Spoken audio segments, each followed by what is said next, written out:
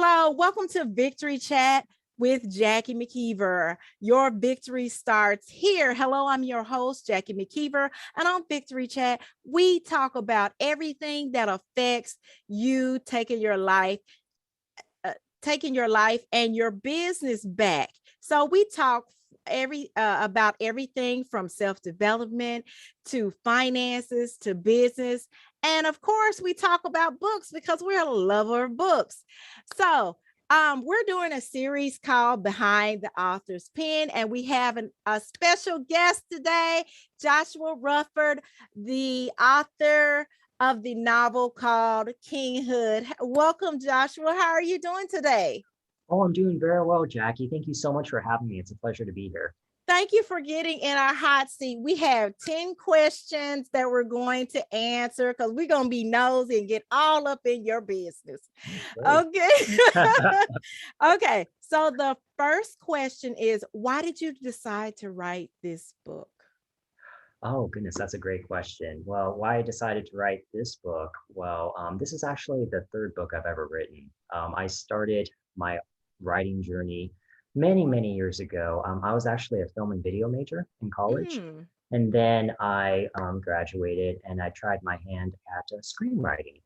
Well, I graduated just before the 2008 recession. So any opportunities I had to enter the industry dried up. I mean, I'd go into a job or try to apply for any position. I'd be one of 100 candidates. Same, and the screenwriting profession, for lack of better phrase, is very competitive, to say the least. So after some starts and a lot of stops, I then turned to writing novels. And I took a screenplay that I had written, earlier in my life. I actually reverse adapted it and turned the screenplay into a novel. That was my first novel. I learned a lot during that process. I wrote a second novel, and then Kinghood was my third novel that I've ever written. So it's something that I just kind of, I won't say fell into, but kind of my progression from aspiring screenwriter to a novelist just happened very organically because I just love telling stories. I love that too, y'all. If you didn't understand what he said, I'm just gonna summarize. But basically, he took his skills and repurposed it, and we get the pleasure of enjoying it. Okay. Yeah. I love it. And that's one of the things that I love about writing, period. You can turn that into so many things. Like you said, the screenplays, the books, you have a wonderful voice. You could be a voice actor, Yeah. content creation. I mean, writing takes you so many places. The next question, how long did it take you to write the book? Oh, goodness. Well, I do have a young family, so I have two young kids. I'm married. This book took, I want to say, just over a year and a half to write for me. After again starts and stops. But yeah, about just over 18 months, and then maybe another 3 or 4 months to edit it, to format it, and all that good stuff.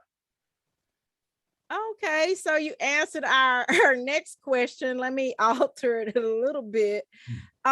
Were there any delays in producing this book? Oh, yes. I mentioned briefly the editing and formatting. Then there was actually the kind of promotion of the book. As I mentioned, I have a young family and everything. And right when I finished this book, I had just gotten laid off for my day job. So, my day job funds my efforts to do extracurricular activities, including writing books on the side. That's not my main income source. So being laid off, I was looking for a job. I was also doing some contracting work for my previous employer. Yes, there was delays. I finished in, goodness, by the time I finished with the delays, I probably added another 4 months, 4 or 5 months, maybe almost, let's just round it up to half a year to when That's really good. yeah. That's really So, good. That's really good. Because it could have been like much longer, because then you have to get adjusted to the new job, and it just with a new job period, there's certain circumstances you have to really adjust, and then you have a family. I mean, 4 to 6 months, that was amazing. Like, really. um so who was this book written for? it was written for, this is a fantasy book, so it's written primarily for fans of fantasy and sci-fi. With my books, though, I tend to write for a general audience. You don't have to be completely entrenched in Yeah. like a fantasy universe like you would for like Star Wars or like Star Trek. You don't have to geek out too much. I always try to make my characters very relatable. And yeah, so kind of, different audiences in mind, but with those with inclination towards fantasy, but also those who just love good literature. Okay. So the next question, generally I ask if you've written a book before, but I know you've written two other books. Were they still the same genre, or were they different? They were also kind of, they fell under the fantasy umbrella. They were different. My first book was also epic fantasy, but it was different. It kind of had more of a steampunk feel to it. And I wrote that from the vantage point of different male characters. And then my wife aptly pointed out that because I read it from a male perspective, like, Yeah. would you ever consider a female character? So my second book was written, and not from a female perspective, not to kind of appropriate, but just to kind of really, I really feel like writers and authors have a responsibility to not just consider things from their perspective, but to try to empathize with, others. There's the term appropriation oftentimes thrown around, but I think that if done well and done intentionally, you can write from a perspective that's not entirely your own. And then the third book, as I said, was also fantasy, more medieval fantasy, so more Mm. Arthurian. Um, but what inspired that, I believe books, novels written by authors. Authors can be very biographical, autobiographical. Mm-hmm. What inspired that in particular, it's allegorical. And Mm. by that, I mean the characters, they're quadruplets, identical quadruplets with all different personalities. And what Wow. inspired the personalities of the characters is my experience growing up mixed and the code switching that I did Mm. as a adolescent, as a young adult, trying to navigate between being part Filipino, part Mexican, part white, and having family that couldn't quite understand my dynamic growing up as a mixed individual. So yeah, I realized I kind of bounced around to answer your question, but those were kind of That's the okay. That was good. We're trying to get in your business so you can share as much as you want. thank you. That's good. Because it's important with any product and stuff. We're not just buying the book per se, we're actually investing in that author. So the more we connect with you, the more we come and we shop with you.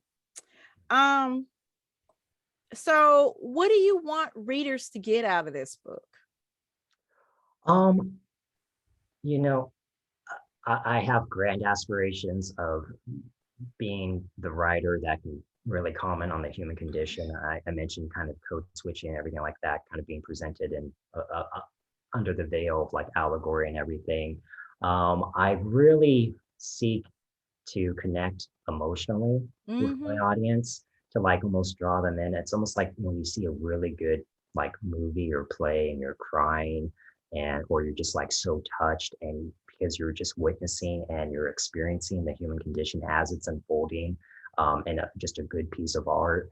I aspire to be that someday. I'm not gonna put myself out there quite yet to say I've done that yet, but I aspire just to like really kind of almost be my books be a coursework in self-reflection, where it's like someone who feels that that they are misunderstood or aren't understood can relate to this character in my book, or love lost, so they can relate to this character. Yeah, or goals that have not been achieved, this character. So um, yeah, just kind of really kind of that experiential part of reading a good book, of being drawn in and connecting with a character. That's what I want my readers to get out of it. That sounds great. What do you have any? Have you already started on your next book, or can we get a sneak peek, or Yeah, know if there's more coming for you? there is. So Kinghood, it's book one of Mm-hmm. this series. I finished editing book two, Mm-hmm. and the formatting, I got the cover done and everything, just a little bit more formatting. So hopefully within the next couple weeks that will be done. And then by the end of this year, book two will be out, Yay. continuation of this series. It's going to be a 6-book series. Wow. Yeah, and I've already started writing book three. So yeah, there's definitely more to come within this series, and I'm very invested in it. I love the universe I've created, the world building I've done. So yeah, definitely more to come. That's awesome. Sound like Star Wars and Star Trek to me. So what other author books inspire you? Oh goodness, that's a long list. You can give Yeah, us a couple, a just couple. one or two. Well, the first book I fell in love with, to geek out a little bit, was For Whom the Bell Tolls by Ernest Mm, Hemingway. I read that as a sophomore in high school, and there's just something about the way Hemingway painted the Spanish countryside during the Spanish Civil War, just kind of enveloping myself within that landscape, that environment. I just fell in love with that book. I mean, looking back, I don't know if I'd have the same experience if I read it now, but it's on my bookshelf. But looking back, that's when I fell in love with reading. And then it was actually a book I picked up at like some used bookstore in mm, Idlewild, California. I don't even know if it's there anymore. It was this little book called A Game of Thrones. This was mm-hmm. before the series and everything. This was like, so I picked it up. Yeah, I just picked it up. It cost me like 50 cents. It was a used book. Wow. I picked it up. By that time, it already become a bestseller, but it was before the series, so I don't know if it was well known to a wider audience. Mm-hmm. And that was the first book I read where I saw myself, not to compare myself to the author of Game of Thrones, but I saw myself, I told myself, I can do this. And it was just something, it's not that I thought I had the skill at that time, but there's just something about it came to me at a point in my life where I felt that I could write a novel. And that led to my first novel, and then the second, and now my third, and then fourth. Yeah. That is amazing. I can relate. Because I remember being in high school, and what inspired uh me to really love books and love writing is when I learned about Maya Angelou. Some of her, it was like a autobiography, and she was talking about how when she was with her grandmother and stamps, and how she wasn't speaking for, I think it was like 7 years or more, Mhm. and how this lady, and she was I think she said she was, a white woman. She pushed her to Mhm. read, and how she was able to escape the way she was feeling in her environment through reading. And so it painted a different picture in my mind. And so that's why I love books, and I encourage people to just find something that you can connect to, and just jump in. It'll take you away. You can go anywhere you want to with a book and your mind. And it's just amazing. The next question is, what advice would you give a new author writing a book, or just anybody writing a book? Oh, that's a great question. I love that question, because I get to ask that from time to time. I would say that the best advice I can give is give yourself permission to make mistakes. Um, Mm. because I mentioned that I was an aspiring screenwriter, and then I went into novel writing, and then so I approached producers and agents on the screenwriting side, and then agents on the writing side, and there's just so many barriers and then glass ceilings that you have to go through to go through the traditional routes. And one of the feedback you constantly get as a writer is like, well, don't, show me something that's perfect, or show me that's like flawless. And the writing process, writing a book, is so nuanced and so much, like it's a learning experience, trial and error. So the actual writing of the book can be so enriching and at the same time frustrating. And if you're so much of a perfectionist, as I'm trying to recover from, Me too. Me yeah, too. Me too. you can get easily discouraged. So, my main advice is don't be so hard on yourself. Get the book out there and worry about it being perfect later. Hey, it's always volume 2. Yeah, yeah, for sure. Ah, that's good.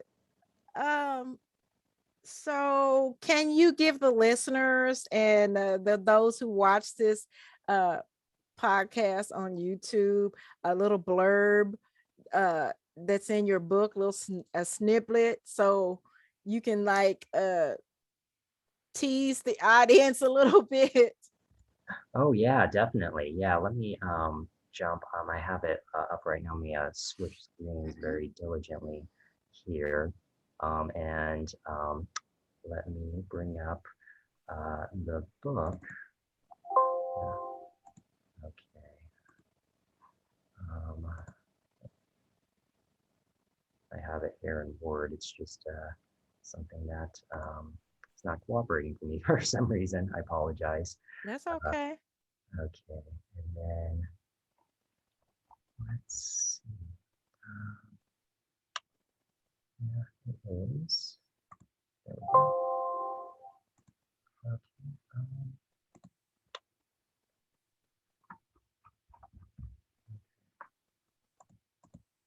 Oh, goodness. My computer seems to have wanted to take the day off. I apologize, but let me just jump to another file. And here we go. Let me see. There we go. Okay. All right. Now we're in business. Okay. This is from the beginning. I wrote the prologue to my book, Kinghood. So, and just to kind of set this up, since it'll just be a little bit of a snippet, this refers to the father of the quadruplets. This precedes their birth, actually. So this happens a little bit, we go back in time. And this kind of sets the stage as to kind of the mysticism and the fantasy of the world.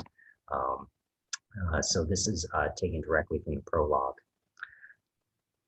If only I could calm the sea, to stretch out my hand and command the waters to lay still. If they were to listen, what power would that be? By Mar himself, nothing less than godly. Alas, I am no god. I am only a king. Bloody hell. One thought overlapped another, suppressing Audemars' best judgment and wearing his patience thin. As another wave broke against the hull of their boat, he shuffled backward, bracing himself against the mast. Damn it, he yelled, loud enough for his voice to cut through the wind and rain to reach the oarsmen. The 12 exchanged nervous glances with each other but dared not make eye contact with their sovereign. So just a little bit of a snippet there. Oh, that was great. Oh, my goodness. Y'all better go get that book. Where can they find your book? Oh, it's on Amazon. And then for the print version and the ebook version, I also have samples of the book on Booksy. That's Booksie. That's where you can download a free version of the ebook. And yeah, so those two platforms is where you can find the book. And that's where also the next volume, book 2, will be posted and made available. All right. So for those who are watching this podcast on YouTube, I'm going to post the Amazon link to the book so that y'all can check it out. Y'all, I'm speaking for everybody. I'm looking forward to your next book, and that snippet was like amazing. Amazing. Thank you so much for joining us for Behind the Author's Pen. We look forward to reading more from you. And thank you, audience, for listening to Victory Chat with Jackie. Remember, your victory starts here.